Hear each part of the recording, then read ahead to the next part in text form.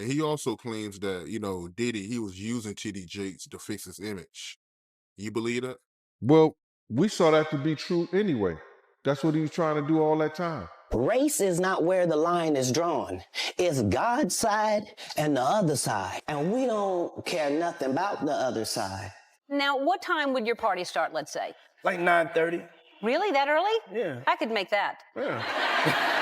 But I could think of you of starting a party at like midnight. The dividing line isn't about race at all. It's really between those standing with God and everyone on the opposing side. And those in the know have zero concern for whatever happens to the people on the other side. All of these big deviants is all catching hell in 2024. It's up for all of them. It don't matter if you Diddy or whoever you is. TG Jakes, any of them. All lies will be exposed. That's all. And anyone who takes that the wrong way, know why they take it the wrong way. Katt Williams just pulled off something that nobody else in Hollywood had the guts to attempt. He directly named 7 individuals who walked away without a scratch, while Diddy absorbed all the punishment. Now, every warning that 50 Cent has been issuing for years is finally falling into place and carrying real weight. Because in 30 years, I've done nothing but collect information, knowledge, and your secrets. So if you and a man was in a corner doing something you wasn't supposed to be doing... You will tell it? No, somebody come to tell me. Okay. I gather that, I value that, I'll pay for that. Come, tell me. I know so many things I shouldn't know, and they all know it. Williams spent decades quietly gathering intel tracking who ran in the same packs, who covered for one another, and who always managed to come out clean no matter how messy things got. That's precisely how he landed on these 7 names. He's not suggesting they were just side characters in the story. He's accusing them of being the genuine orchestrators, major celebrities with the clout to manipulate stories, redirect suspicion, and vanish from the spotlight when necessary. And Clive Davis put Sean Combs in position. That's what Clive Davis does. The amount of Janis Joplin suffered when she wanted to leave Clive Davis management. The amount of Whitney Houston suffered when she was ready to write her book. And then all of the she suffered. My focus right now is Sean Combs because he's a trafficker, most likely because he was victimized by his mentor, Clive Davis. Rumor has it, allegedly, Diddy got on his knees for Clive Davis in 1994. But he got a boss too, and his boss name is Clive Davis. Clive run him. Diddy don't run himself. The first name Williams highlighted is the legendary executive often credited with kickstarting Diddy's path to stardom and reportedly transforming him into the troubling personality we've seen unfold, Clive Davis. And that's not my doing. That's not Cassie doing. That's his doing and his learned behavior from the people that mentored him. You got to realize, man, he learned from Andre Harrell. He learned from Russell Simmons. He learned from Clyde Davis. You understand? When those people are telling you that they were heavy into the drugs, they was heavy into beating women and doing things at that age, at that crazy stage, that's going to make him think that he could get away with the same thing that they was getting away with back then. You understand? The things that he was saying, the touchy-feely between 2 men and all that stuff like that, man. All that, he learned that from them dudes. When I told y'all the story, when me and my man went up to Russell Simmons and he had a house and he had a man in bikini drawers in his bedroom, in his bed. You understand? Bruh, this is that he learned. I'm assuming he learned it from them. Let me put that. And I'm not going to say alleged because I saw that for my own self. My man was with me, Slick was with me, and we saw that for our own self. Gene Deal has backed this up completely. He insists Clive Davis mentored and influenced Diddy, steering him toward criminal tendencies. The behavior we're witnessing from Diddy now looks like something he absorbed and replicated from that guidance. How close was Diddy and Jay-Z? They was close enough that they wasn't playing basketball They wasn't playing baseball. They wasn't playing football. And they wasn't playing hockey or soccer for Diddy to come on stage, pat him on his ass, and then make the statement to people in the world that can't nobody call me Sean but Jay-Z. Now, I don't know what kind of statement, and I can't say, I wish I could say half a homo, but I know I can't say it. But I don't know what kind of half a homo that is. And you trying to say that you're not close to somebody. You coming on stage, patting them on their ass, and then you making a broad statement to the public, can't nobody call me Sean but Sean Carter. And I heard Jay-Z said the same thing about them. But they were so close that they had matching white girls together. Because when they used to see each other, they used to say, yo, how your skinny white girl doing? He'd be like, yo, how your skinny white girl doing? So I guess that's a certain type of closeness. I ain't know anything about that, man. I ain't know about, Jay touching his, ass. So I got to go see the video. I ain't hear about that. Come on, man. Everybody's seen that. 50 even pointed it out. Excuse me. When they was in ATL on stage. Remember when 50 bum rushed the stage with them? Yeah, I think I recall that. When Puff came on stage, first thing he did was pat Jay-Z on that. But I forgot. That's your favorite rapper. Hey, him and Pockets 1A, 1B. But what's your issue with Jay, man? I didn't know you had an issue with him. I'm never a fan of somebody that I was going to knock out. Next up is the billionaire powerhouse who financed Diddy's lavish existence and manipulated events from behind the curtain. Jay-Z was a fixture at virtually every one of Diddy's exclusive events and has even been mentioned in legal proceedings, yet he continually slips away unharmed. We know a top-tier industry figure was visible in Diddy's private party footage, but never faced prosecution. With new revelations pouring in about Diddy, it's growing more evident that the person appearing alongside him in those videos was actually Jay-Z. Motherfuckers be gay in Hollywood, you never expect it. They be having these big mansion parties, and the mansion party, the whole mansion is a party, and then it's a separate party in the little rooms. I ain't been famous that goddamn long. I'm excited in a mother be at the mansion party. You be looking at all the goddamn rooms, and you around and look in the wrong room and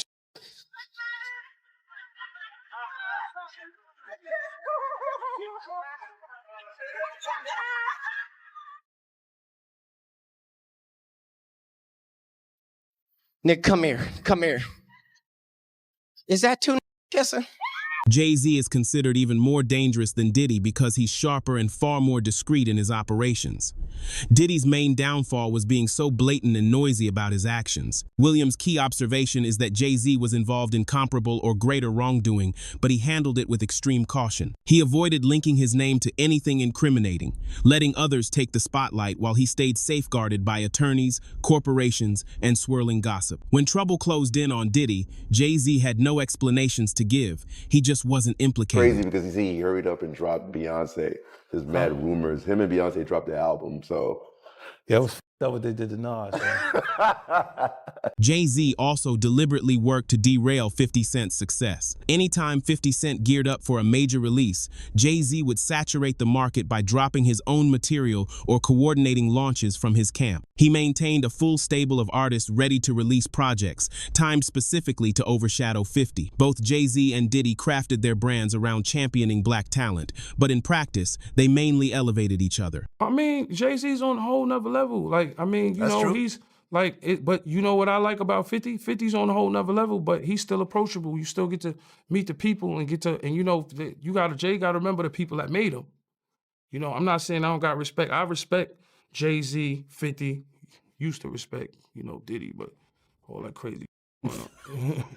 But, you know, I always respected him because I looked at, for New York, those were like the guys. You know what I'm saying? The guys with the most money and the most influence. So with Jay is like, when the last time you haven't seen Jay, so I think people are just going to say that. You know what I'm saying? But for me, I mean, Jay, you know, you got to remember, he didn't want 50 at the Super Bowl. That was crazy. I'm like, Wait, Jay didn't want 50 at the Super You didn't Bowl? know that? Yeah, he didn't Well, want. I remember Eminem pushed for it. That was some hated. Yeah, I remember pushed for it, Eminem yeah. was like, I'm not going to do it unless 50 does it. I heard that. Yeah, and But I didn't know that Jay was trying to stop it. I don't think Jay. I don't know. 50 never told me that, but I don't think Jay wanted them there. I don't know. Because of what? Some of the. I mean, back you and know, forth back in the it's day? competition. You got to think. 50 always been competition for Jay. Remember, I'm about $1. What the 50 Cent?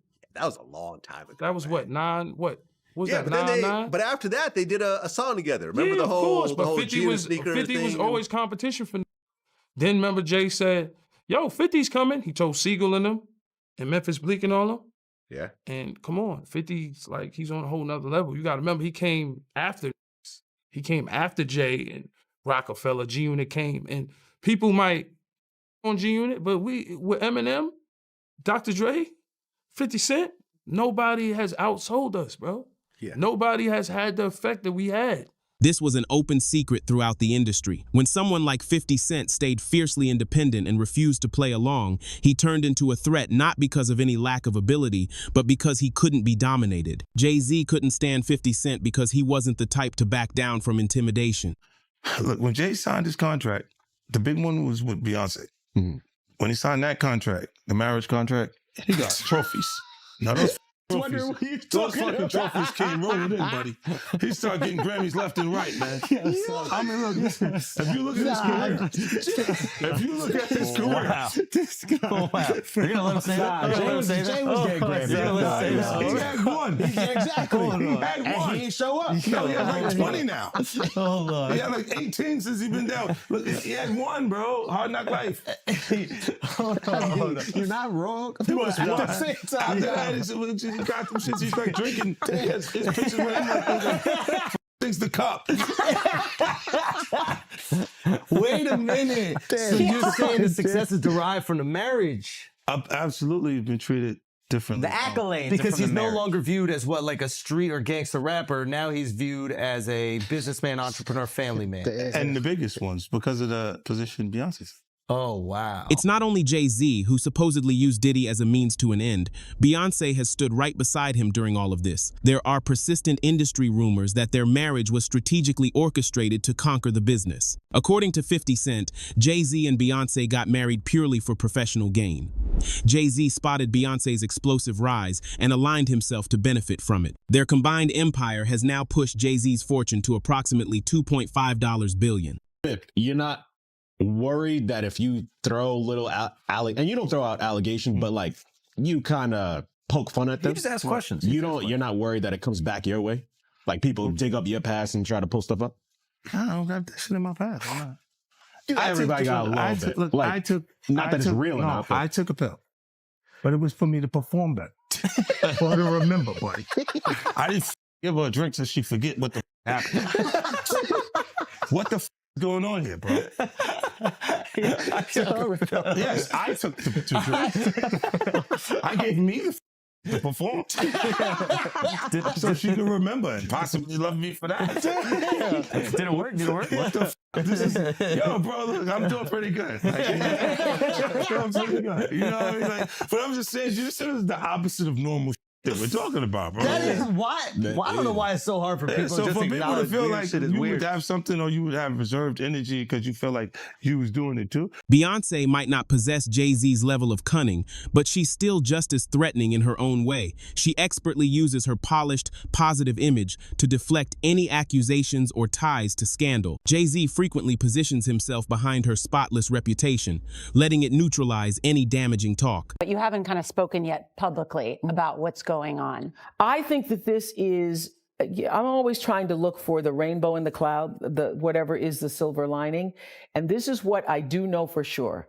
When something this major happens, when you have the fallout, 50 women coming forward, that it's a watershed moment. And what I do believe is actually happening is that, first of all, it's triggering a lot of unreleased pain, repressed anger, guilt, and suffering that a lot of women have had. I happened to be on set with several actresses the other day, and we were filming some things, and they were like, hadn't slept over a period of 2 or 3 days, and I was like, what is that? I said, oh, you guys are suffering from PTSD. And when you start talking about it out loud, too, when you haven't Everybody talked has about a it. story. Everybody Yeah. has a story. And so I think this is a watershed moment.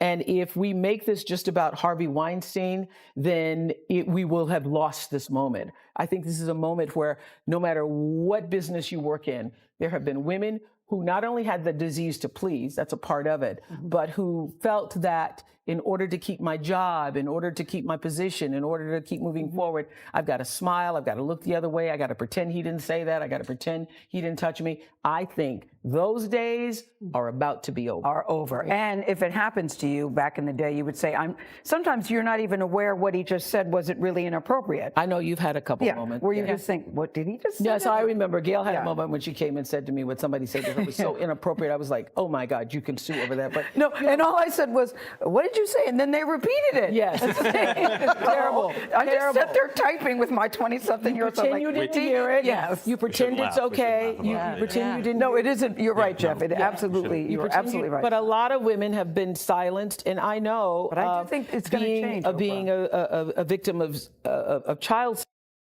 that when you feel like you cannot be heard, and then other people start speaking out, it makes you feel like, oh, now I can speak out too. Yeah. So, And you've been speaking about it for years. Yeah.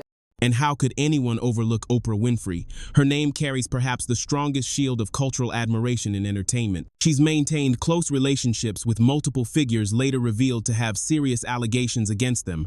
Harvey Weinstein, Jeffrey Epstein, and Diddy among them. Is it purely accidental that Oprah keeps associating with such people yet never gets implicated herself? She follows a familiar pattern: build bonds with influential but controversial individuals, then act surprised and minimize connections once exposures happen. The trial of a former dormitory matron charged with 6 students at Oprah Winfrey's School for Girls in South Africa is resuming.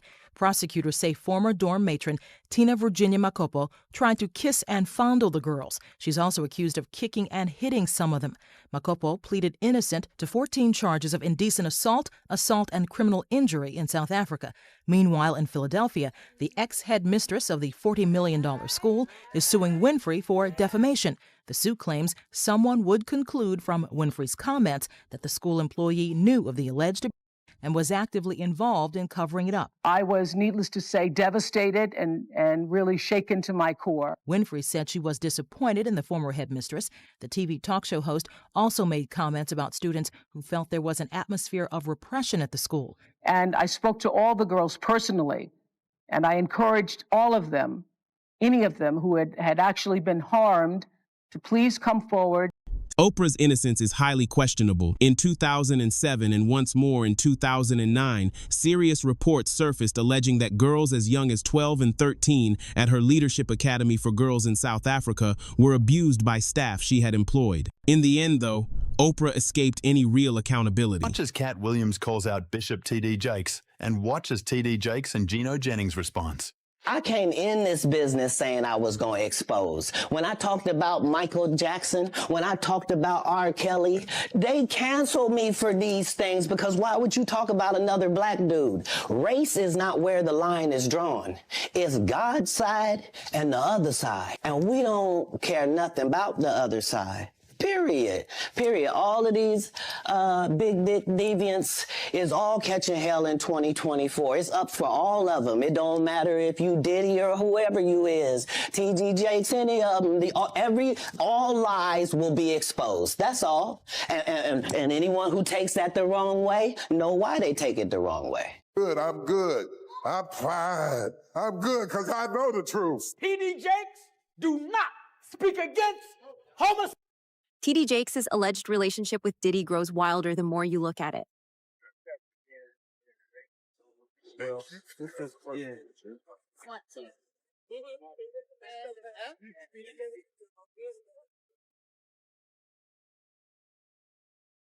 World-renowned Dallas pastor T.D. Jakes is named in a federal lawsuit against musician Sean Diddy Combs. It's filed by a producer that worked with Combs. It discusses how the singer planned to leverage his relationship with the bishop to soften the impact on his public image of Casey Ventura's lawsuit.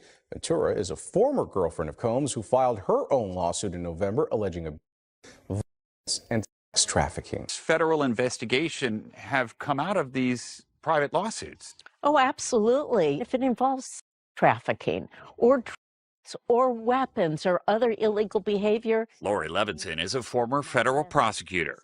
they've decided this is worth a lot of resources across the country. So once they've done these searches, they have evidence to follow up on.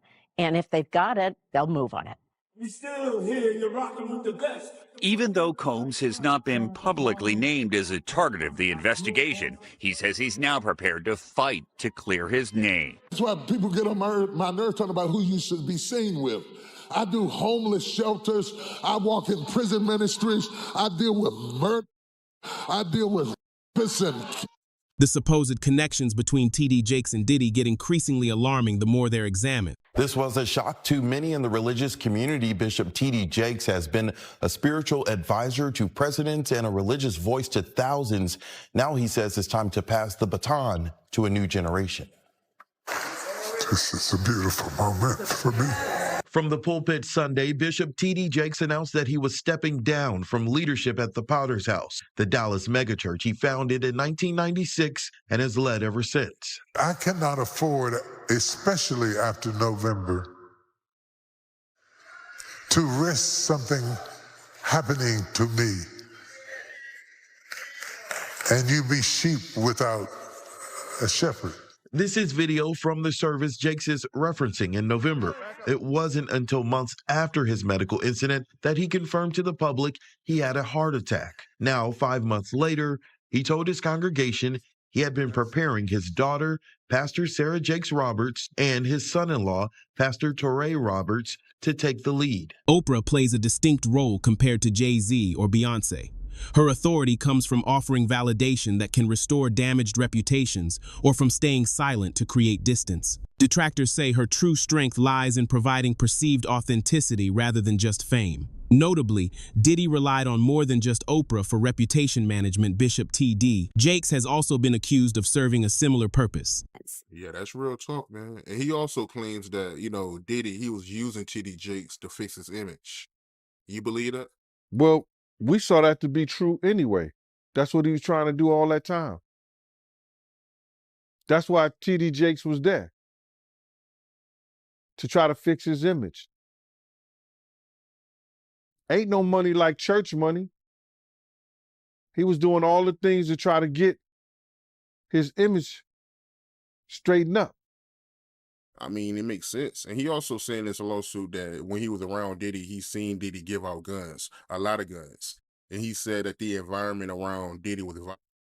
So I want to get right into it, man. How you feel about these rumors surrounding, Diddy and T.D. Jakes? Man, what I think about it is this, when I grew up in the church, the sinners was not supposed to have the same atmosphere with the saints. You had to be able to separate the two. So I'm looking at him as a saint going to a party that ain't nothing but sin, drinking, maybe fornication, man on man, woman on woman, he on she. But maybe he there to lay some hands on somebody. Maybe he there to save some souls. I know he got a contract with Revolt, so I'm just like, it's just real strange that he would be found at any kind of Diddy party or any kind of place with Diddy unless it's in a business atmosphere. So now what he's doing is he's making, man, he making the Christians look real bad right about now. Out of everyone on this list, T.D. Jakes may be the only figure who took a noticeable hit to his standing when Diddy's world started collapsing. I think that he's going to the Diddy parties, bruh. If he's going, well, we know he's going to the Diddy parties, and I know that it's, I know what usually happens at the Diddy party, or what we told us happened at the Diddy parties. Maybe he needs to see it for himself, man. Maybe he needs to go there and really be involved in some things that could help save some individuals while they go into those parties. Gene Deal has voiced confusion about why a prominent spiritual leader like T.D. Jakes would show up at Diddy's parties. Even years ago, when Deal was part of Diddy's team, the wild nature of those events was widely understood. For Jakes to be a regular attendee simply doesn't add up. Ellen DeGeneres and her wife, Portia de Rossi, have reportedly fled the US, bound for the UK, after Donald Trump's landslide victory. Numerous publications are reporting the couple have left the United States permanently. There are also reports the couple have put their Montecito mansion on the market. Entertainment publication The Wrap has the exclusive story and said, Ellen DeGeneres and wife Portia de Rossi have moved to rural England, put their Montecito estate on the market, and plan to never return to the United States, telling friends the election of Donald Trump was their primary motivation. Ellen DeGeneres has been a vocal Trump critic, so the move doesn't come as a surprise to most. You're really bad. If you had to be stuck in an elevator with either President Trump, Mike Pence, or Jeff Sessions, who would it be? Does one of us have to come out alive? Both Oprah and T.D. Jakes reportedly participated in a deliberate campaign to repair Diddy's public image and lessen the impact of incoming legal challenges. Oprah's commanding presence in media and society let her influence opinions favorably for Diddy without direct comments. Jakes' involvement added a layer of faith-based respectability, reducing potential outrage and creating the impression of principled supervision. Why don't you have one here on the West Coast? Because I work all the time. Okay, well, maybe I have one at your house. Where's that? Now, what time would your party start, let's say? Like 9:30. Really? That early? Yeah. I could make that. Yeah. But I could think of you of starting a party at like midnight. Like, what time will it go till? That's a different type of party, though. Uh-huh. No, it'll go from like 9:30 to like maybe 3 o'clock, 3 o'clock. And then, we have the top 2 floors of the hotel. Mm-hmm. And then it will carry on there? Yeah. Mm-hmm. Then no, I mean the after party. Mm-hmm. No, I know about that. Diddy additionally had unwavering support from a major media host who backed him at every opportunity. Strangely, around the exact time of Diddy's arrest, this figure quickly departed the United States. That individual is Ellen DeGeneres. In hindsight, all of 50 Cent's comments over the years feel less like jokes and more like serious alerts. The entertainment system doesn't fall apart over one reckless player. It protects itself by letting the most obvious targets take the blame. The greatest threat isn't from those who are careless and visible. It's from the ones who expertly fade away the second attention turns their way.